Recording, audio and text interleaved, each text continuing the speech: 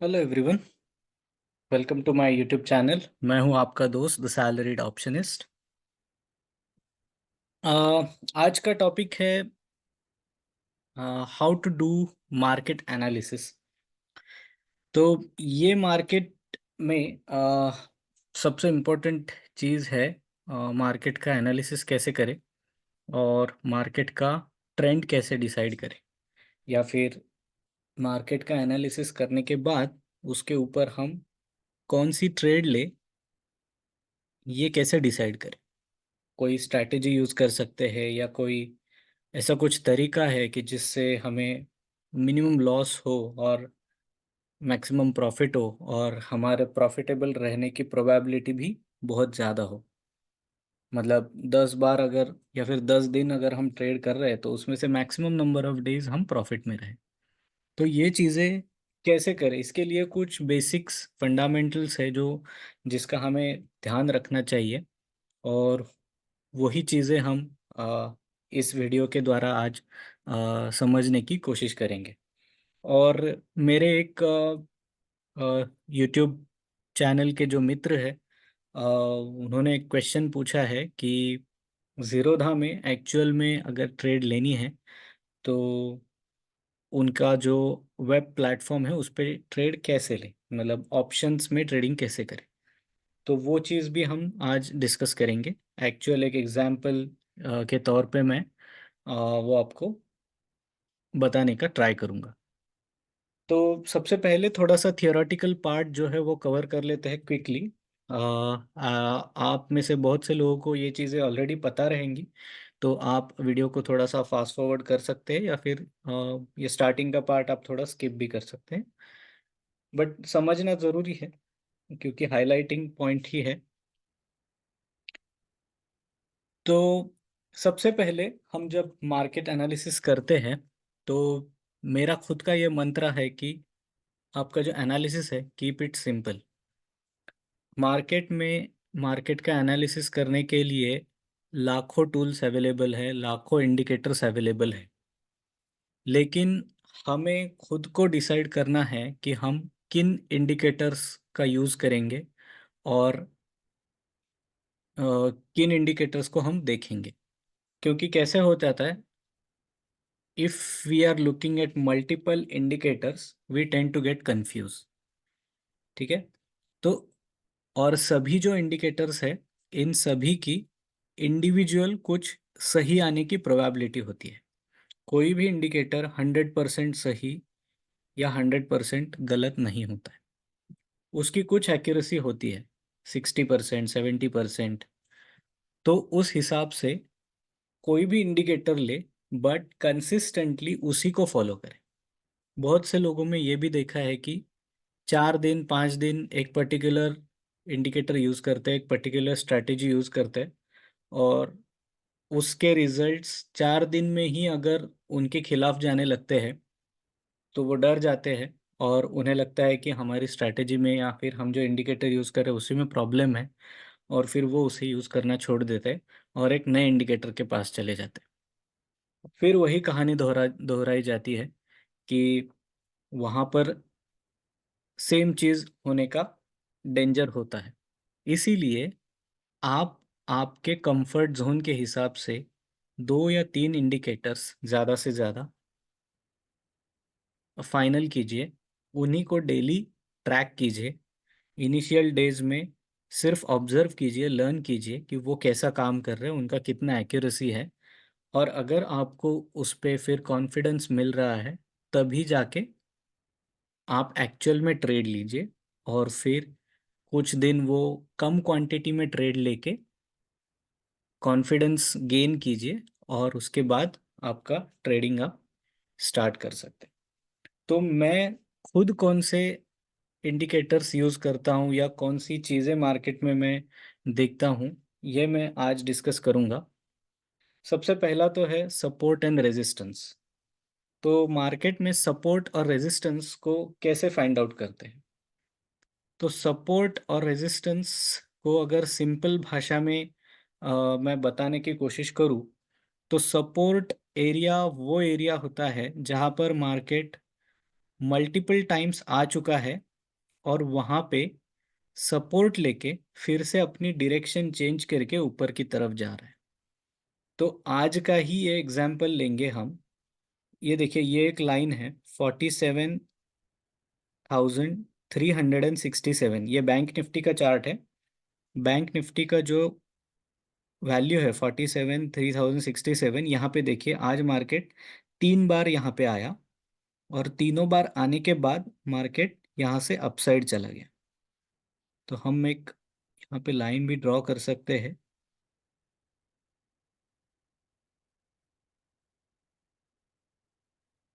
तो ये देखिए, इसका मतलब ये एक सपोर्ट जोन है। जब भी मार्केट ऊपर से नीचे ये लाइन पे आएगा, तो यहाँ पे सपोर्ट लेके ऊपर जाने की संभावना होती है। There are chances it may break this support, and whenever market breaks this support, एक सडन फॉल हमें मिल सकता है। तो ये दोनों चीजें होती है, बट जहां मोस्टली 2-3 बार अगर मार्केट ने सपोर्ट लिया है, तो वो एक सपोर्ट जोन बन जाता है। और सिमिलरली रेजिस्टेंस भी ऐसी ही एक जगह होती है। अभी हम यहाँ पे देख सकते हैं 47,875 करीब करीब। तो ये जो लाइन है यहाँ पे, तो ये रेजिस्टेंस है। जब जब मार्केट ये लाइन के ऊपर जाने को ट्राई कर रहा है, वहां से फिर नीचे आ रहा है, फिर जा रहा है, फिर नीचे आ रहा है, फिर जा रहा है, फिर नीचे आ रहा है। इसका मतलब ये लेवल पार करने के लिए मार्केट को टाइम लग रहा है, वक्त लग रहा है, और एफर्ट भी लग रहा है।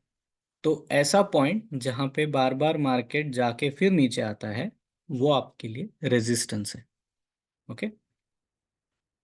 तो ये मार्केट में सपोर्ट और रेजिस्टेंस कहाँ पे है, इसे टाइम टू टाइम मार्क करना बहुत ज़रूरी होता है, क्योंकि मार्केट सेम लेवल पे ट्रेड करते नहीं रहता है, ऊपर जाता है, नीचे जाता है।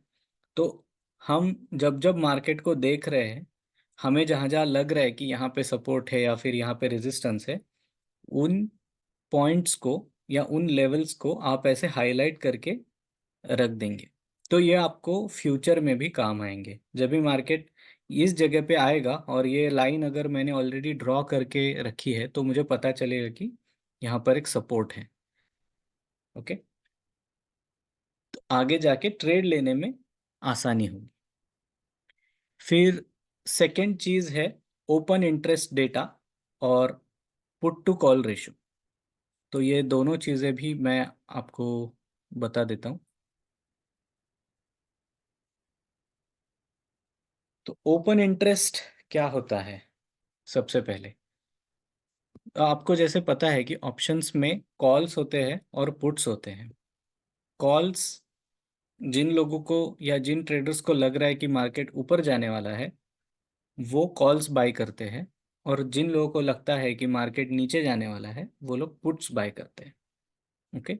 तो कॉल और पुट, ये दोनों में अलग अलग स्ट्राइक प्राइस पे हम बाइंग और सेलिंग कर सकते हैं, ये भी आपको पता होगा। मतलब ये नीचे का एक्स एक्सिस जो है, यहाँ पे डिफरेंट डिफरेंट स्ट्राइक प्राइसेस बताए हुए हैं। सो 48,400 से लेके 46,400, मतलब करीब करीब 2,000 पॉइंट्स के बीच में अलग अलग स्ट्राइक प्राइस पे कितने कॉल्स और कितने पुट्स में लोगों ने इंटरेस्ट दिखाया है, ये चीज, ये डेटा शो कर रहा है। इसका मतलब है ओपन इंटरेस्ट। और इसे ओपन क्यों बोला है? मतलब लोगों की यहाँ पे जो पोजीशन है वो अभी भी ओपन है। मतलब किसी ने तो 48,000 के कॉल्स जो है, वो यहाँ पे आइदर खरीदे हैं या फिर बेचे हैं, बट उन्होंने अपनी पोजीशन अभी तक क्लोज नहीं की है, उन्होंने अपनी पोजीशन को एग्जिट नहीं किया है। तो इसका मतलब होता है कि ये पोजिशनल ट्रेडर्स है, जिन्होंने अपनी पोजीशन बना ली है ये अलग अलग स्ट्राइक प्राइस पे। और ये साइट इतनी अच्छी है निफ्टी ट्रेडर, ये आपको पूरा डेटा के साथ ये बताएगी। तो कॉल्स का टोटल ओआई कितना है, वो भी बताएगा, और पुट्स का भी कितना है। मतलब एक ही स्ट्राइक प्राइस पे लोग पुट भी बाय करते हैं, कॉल भी बाय करते हैं, मतलब अलग अलग लोग जिनका जैसा एनालिसिस है और जिस हिसाब से व्यू है। तो हमें क्या करना है, ये डेटा से मैक्सिमम परसेंटेज ऑफ लोग जो सोच रहे हैं वही मार्केट में होगा, क्योंकि आखिर में मार्केट में बड़ा पैसा जहाँ पे है, मार्केट वही डायरेक्शन में मूव करेगा, ऊपर या नीचे। तो ये डेटा देख के हमें ये समझना है कि ओवरऑल मार्केट में जो लोग मौजूद है उनका क्या सोचना है। अगर उनका सोचना ये है कि कॉल्स, जैसे हम यहाँ पे देख सकते हैं कि कॉल साइड में ये टावर सबसे बड़ा है, इसका मतलब कॉल्स में सबसे ज़्यादा ओपन इंटरेस्ट है।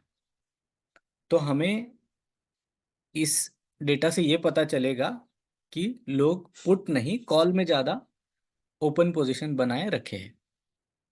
और इसमें चेंज इन ओआई जो डेटा है, इसमें हमें ये समझ में आता है कि डायनेमिकली या फिर अभी लेटेस्ट ट्रेंड में कितना चेंज आया है। तो मैं ओपन इंटरेस्ट से ज़्यादा चेंज इन ओपन इंटरेस्ट ही देखना प्रेफर करता हूँ, और वो भी आफ्टर 11-12 इन द मॉर्निंग, क्योंकि उसके पहले ये डेटा ठीक से बना नहीं रहता है। क्योंकि पिछले दिन के, पिछले वीक के कुछ पोजीशंस होते हैं वो कैरी फॉरवर्ड होते रहते हैं। तो ये चीज़ें देखने का अच्छा टाइम सुबह के 11 बजे के बाद का ही है। और सुबह मार्केट में वोलेटिलिटी भी होती है, तो मैं हर बार यही सजेस्ट करता हूँ कि आप मार्केट के फर्स्ट हाफ में कभी ट्रेड मत कीजिए, मार्केट के सेकेंड हाफ में ही ट्रेड कीजिए। उसमें आपके सक्सेसफुल होने के चांसेस ज़्यादा है। सुबह सुबह जो भी आके ट्रेड करता है वो वोलेटिलिटी का शिकार बन जाता है, और मार्केट का एनालिसिस सही करने के बाद, डेटा सही देखने के बाद भी लॉस लेके जाना पड़ता है। इसलिए सेकेंड हाफ में अगर आप ट्रेडिंग कर रहे हो तो वो हमेशा बेटर है। तब ये डेटा मैच्योर हो गया होता है, और आप अगर ये डेटा को देखेंगे तो आपको एक मार्केट का डायरेक्शन आप गेस कर सकते हैं। तो अभी इसमें ये डेटा तो हमें समझ में आ गया, ये डेटा कैसे प्लॉट हो रहा है वो भी समझ में आ गया, इसको रीड कैसे करना है वो भी समझ में आ गया। बट अभी इससे डिसाइड कैसे करें कि ट्रेड कहाँ लेना है, मार्केट ऊपर जाएगा या नीचे जाएगा। तो जब भी हम बोल रहे हैं कि कॉल्स के साइड में ओपन इंटरेस्ट ज़्यादा है, इसका मतलब कॉल्स में ज़्यादा पोजीशन बना है। तो मार्केट में पोजीशन ज़्यादा कौन बनाता है, या फिर मार्केट में बड़ा पैसा लगाने वाले ट्रेड कैसे करते हैं। तो हमें उनकी मेंटालिटी, उनकी साइकोलॉजी को समझना है। देखिए दोस्तों, जो बड़े पैसे के साथ ट्रेड करते हैं वो लोग कभी भी ऑप्शन बाइंग नहीं करते, वो लोग सिर्फ ऑप्शन सेलिंग करते हैं। ओके। तो ऑप्शन सेलिंग की पोजीशन अगर किसी ने बनाई है, फॉर एग्जाम्पल किसी ने अगर 47,500 स्ट्राइक प्राइस की कॉल सेल की है, तो उसका ओपन इंटरेस्ट भी यही बार में आपको नजर आएगा। तो ऑप्शन सेल किया है, कॉल सेल किया है, इसका मतलब मार्केट ने एक्चुअल में नीचे जाना चाहिए, राइट। पुट अगर सेलिंग है तो मार्केट ऊपर जाना चाहिए, कॉल में अगर बाइंग है तो मार्केट ऊपर जाना चाहिए, और पुट में बाइंग है तो मार्केट नीचे जाना चाहिए। तो हमें ये चार चीजें समझ लेनी चाहिए। पुट बाइंग और कॉल सेलिंग, ये दोनों चीजें मार्केट को नीचे ले जाने वाली दर्शाती है, या फिर बेरिश मार्केट का साइन है। और कॉल सेलिंग और पुट बाइंग, ये दोनों बेरिश मार्केट के इंडिकेटर्स हैं। तो जब हम बोल रहे हैं कि कॉल्स का ओपन इंटरेस्ट ज़्यादा है, इसका मतलब ज़्यादा कॉल्स बेची गई है, एंड जितनी ज़्यादा कॉल्स बेची गई है उतना ही मार्केट बेरिश होने की संभावना ज़्यादा है। तो आज के डेटा के हिसाब से हम ये समझ सकते हैं कि जब जब मार्केट 47,500 के करीब आएगा, मार्केट में एक सेलिंग नज़र आ सकती है। 47,600 पे भी, 47,800 पे भी, और 48,000 में। तो 48,000 और 47,500 ये वैसे भी साइकोलॉजिकल लेवल से, मतलब राउंड फिगर्स है, वहां पे अक्सर मार्केट टच करने के बाद थोड़ा सा रेजिस्टेंस लेके नीचे आता है। तो ये चीज हम आज की मार्केट में ही एक बार टेस्ट करके देखेंगे। तो 47,500 ये जो स्ट्राइक प्राइस है, ये देखिए, ये 47,500 यहाँ पे है करीब करीब। तो आज मार्केट जैसे ही 47,500 के पास आया, उसके थोड़ा ऊपर जाने के बाद एक शार्प सेलिंग नजर आई। तो ये चीज होती रहती है। 48,000 पे भी आप देखिए, 47,900 के बाद भी शार्प सेलिंग हमें नजर आई थी। तो ये चीजें हमें ध्यान में रखनी है। तो ये हमने बात की ओपन इंटरेस्ट डेटा की। इसके बाद हम देखते हैं पुट टू कॉल रेशो। तो ये ओपन इंटरेस्ट जो भी चीज है इसमें, ये जो पूरा डेटा है, ये डेटा के आधार पर ही ये put to call ratio design किया हुआ है। पुट टू कॉल रेशो जैसे नाम इंडिकेट कर रहा है, it's a ratio, total number of puts divided by total number of calls. तो ये जो रेशो है, अगर मार्केट में इक्वल नंबर ऑफ पुट्स और इक्वल नंबर ऑफ कॉल्स है तो रेशो हो जाएगा 1। अगर मार्केट में पुट्स ज्यादा है और कॉल्स कम है तो रेशो हो जाएगा 1 के ऊपर। लेकिन अगर पुट्स कम है और कॉल्स ज्यादा है तो रेशो हो जाएगा 1 के नीचे। तो इसमें मेरा एक रूल है दोस्तों, जब भी मार्केट में पीसीआर 1.25 के ऊपर रहेगा तभी मार्केट बहुत ज़्यादा बुलिश होता है। वो केस में पुट्स बहुत ज़्यादा है कंपेयर टू कॉल्स, यानी पुट्स की सेलिंग बहुत ज़्यादा हुई है कंपेयर टू कॉल सेलिंग, और इसी का इंडिकेशन है कि आज मार्केट बहुत ऊपर जा सकता है। और अगर सिमिलरली मार्केट 0.75 से नीचे है तो इसका मतलब मार्केट बहुत ज़्यादा बेरिश हो सकता है। मतलब पुट्स से ज़्यादा कॉल्स है और कॉल्स ज़्यादा है मतलब कॉल्स की सेलिंग ज़्यादा है, और इसी का मतलब कॉल सेल किया है मतलब मार्केट में नीचे आना चाहिए। तो आज का पीसीआर था 0.6601। तो जैसे कि हम देख सकते हैं अभी मार्केट डाउन ट्रेंड में ही है। तो हमारा जो भी ये डेटा एनालिसिस है ओपन इंटरेस्ट का और ये पुट टू कॉल रेशो का, ये दोनों एनालिसिस हमारे करंट मार्केट के व्यू को जस्टिफाई कर रहे हैं, राइट। तो यही मतलब हमारे मार्केट एनालिसिस की टेस्ट है। मैं बोल सकता हूँ कि जो भी हमने एनालिसिस किया वो सही जा रहा है मार्केट में। तो ये जो एनालिसिस है मैं ये डेली बेसिस पे सुबह 11:30 या 12 बजे करता हूँ। इसकी मैं एक वीडियो भी रिकॉर्ड करता हूँ, और मेरा जो उस दिन का व्यू है मैं वो वीडियो के द्वारा अपलोड करते रहता हूँ। और ये वीडियोस मैं मेरे एक अ, नए सीरीज के लिस्ट में भी ऐड करता हूँ जिसका नाम है मार्केट का gist with the salaried optionist. Okay, तो आप उसको फॉलो कर सकते हैं for regular live daily analysis.